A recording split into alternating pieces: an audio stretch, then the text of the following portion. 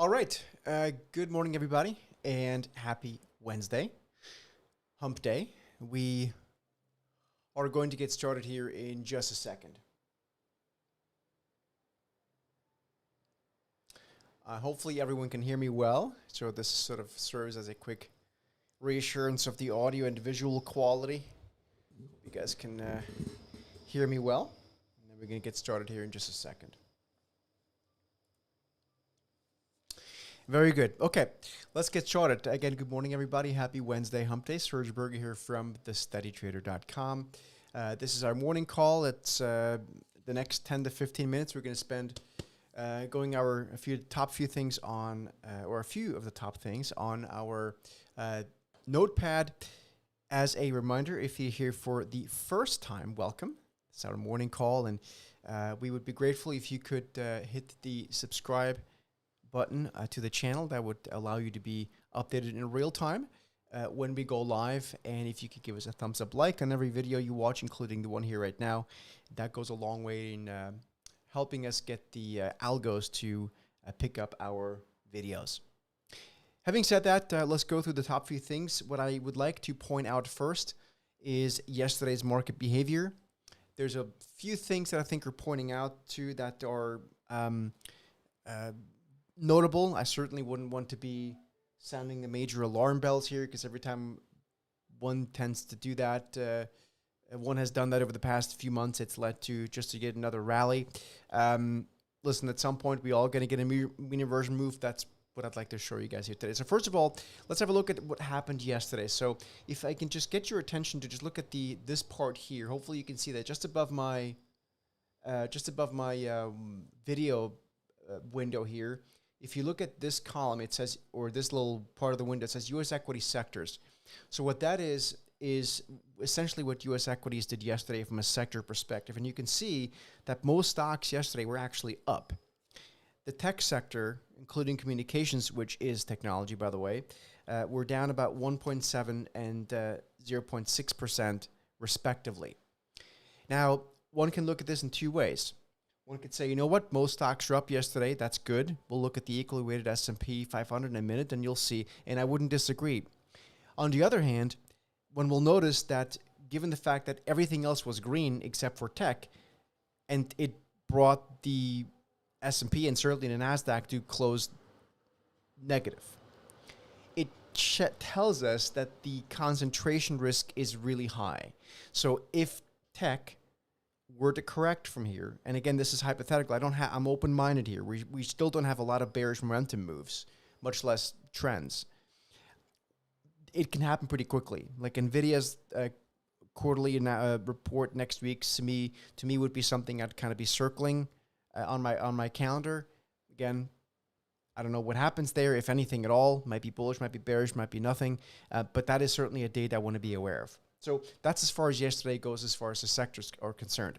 Now, what actually are things looking like here right now is in terms of momentum. So this is, and as you guys know, we have our three-pronged approach to the market. One of them is to look for momentum moves. That's what we're looking at here. Then the major trends, of course, and then extremely overbought and oversold situations, stocks, ETFs, futures, etc.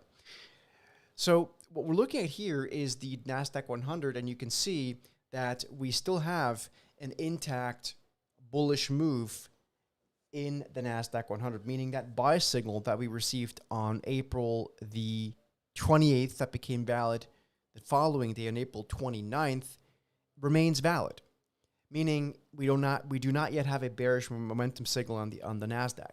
What is notable, and this is just what I always like to point out to people when they get a bit too bullishly, the NASDAQ 100 is now at the same exact level, or almost exact level, as it was on July 28th. So we're now been going sideways for a good 3 weeks, right? That's this. Now, again, that's not meant to be bearish. It's just factually an observation that I think a lot of people sometimes don't want to hear, right? So that's what's going on here. At the same time, we have something called our trailing stop, which is this purple line on your screen. And you can see that purple line, with the exception of August 1st, has held as support ever since we received a momentum buy signal on April 28th, 29th. we're now at a point where this could start to change. If we see, a couple days below that line, that could be challenging. In fact, again, that could be. I do not want to sound bearish. I'm just giving you factual observations here. So we want to be open-minded. Remember, you're the trader.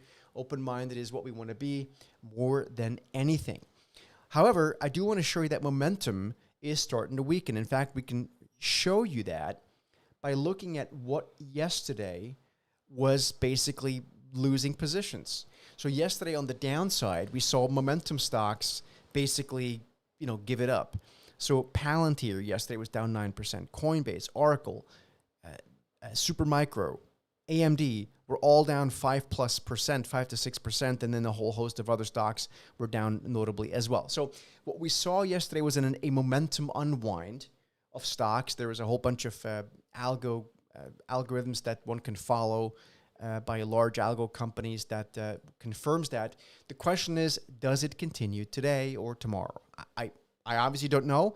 What I do know is that if momentum continues, we are going to receive momentum sell/short signals pop up a whole lot more than we've already seen.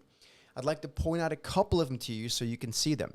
One stock that I'd like to point out, first of all, this morning is Palantir. Now, Palantir, and you can forget these blue numbers here. They're not part of the conversation here. But Palantir, as much as the stock is still bullish momentum, again, we received a momentum buy signal in April, right? And now the stock technically is now getting stopped out because it's now below our trailing stop, but we don't yet have a momentum sell signal. Just because the stock has corrected, and the stock has now corrected 17% and completely filled its post-earnings gap from the 5th of August. So anyone that chased after earnings is now basically sitting on a big pile of turd. And this is very classically, right? The amount of people that told me that it's time to chase Palantir after earnings, I bet you they're still long. And they're now basically, if they bought a call option, that call option is worth nothing now, right? So that's why we don't chase. So this is just an initial warning signal. Now, again, no momentum sell signal yet, but it's certainly getting dicey. However, I'd like to point out a couple of them, and this, interestingly, crypto stocks that are getting bearish momentum signals, notably MSTR and Coinbase. So what you're seeing here is we had a momentum buy signal in June that worked out nicely, and then we received a momentum sell signal in MSTR on July 29th, and so far since that signal, the shares of MSTR are down about 14%. So we have a momentum shift taking place. Same thing in Coinbase, right? So these are not. This is not nothing subtle, right? This is really quite obvious if we know how to use momentum. So we use our TST trend or momentum indicator, and you can see we had a beautiful momentum buy signal in Coinbase in April. If you might recall, we were very bullish along the way. The stock then rallied like 120%, and now since August 1st, we have momentum sell/short signals. So again, this is not a time to freak out, but it's a time to understand that there is a decent chance of mean reversion, and that is something where we want to risk manage. We are as much hedged as we can be, and would encourage everyone to kind of consider being a bit more hedged as well. Obviously, not a recommendation, not allowed to give you recommendations here, but that. Now, one stock I'd like to point out to everyone that popped up on our scan just today, actually, is a company called KKR. It's Colbert Kravis Roberts. If you are in finance, you know that this is one of the original, biggest, infamous private equity company, and that stock is now in a bearish momentum move. In fact, you can see, again, that follows very clearly from a momentum buy signal back in April. Stock then rallied 35%. Now we have bearish momentum. Why does that matter? Now, let's think about what KKR does. KKR, as I said, is a private equity company. It's very dependent on cheap interest rates, right? Low interest rates, basically. if these kinds of companies, these private equity companies are going to start to struggle, I think we are seeing a warning sign that I personally am not willing to ignore. Another company that's similar, a similar space, or actually more or less the same as Blackstone. Now, this one is not yet in a bearish momentum move. It still has bullish momentum move breaking out of that range, but it could be soon, right? It's teetering here right now. So I hear you, Bob, right? I'm not here to glorify KKR. It's in fact, there's a movie everyone should consider watching called Barbarians at the Gate. I believe it's a 1993 movie. And I'm sorry to hear that, Bob. And it's just a trade, right? That's all we are pointing out here. But yeah, so that's something we're seeing. And so if the private equity bubble, I'm describing it as at least somewhat a bubble, is going to have a problem, then something like KKR might be an issue as well on the downside. Now, one thing I'll point out as well, and this is, we unfortunately don't have enough time to cover this in detail here in the morning call this morning, but if you guys would like to, I'm more than happy to discuss this on another call if anyone cares. Maybe let us know in the chat here. But the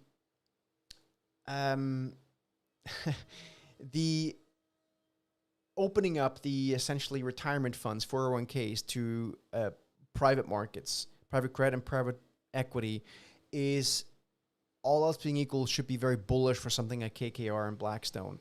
Yet these stocks are not acting too well, at least not for the time being. So the reason, by the way, that these companies are trying to, to sell all their stuff, there's a reason for that. There's been a sort of pent-up demand to exit some of these private equity deals.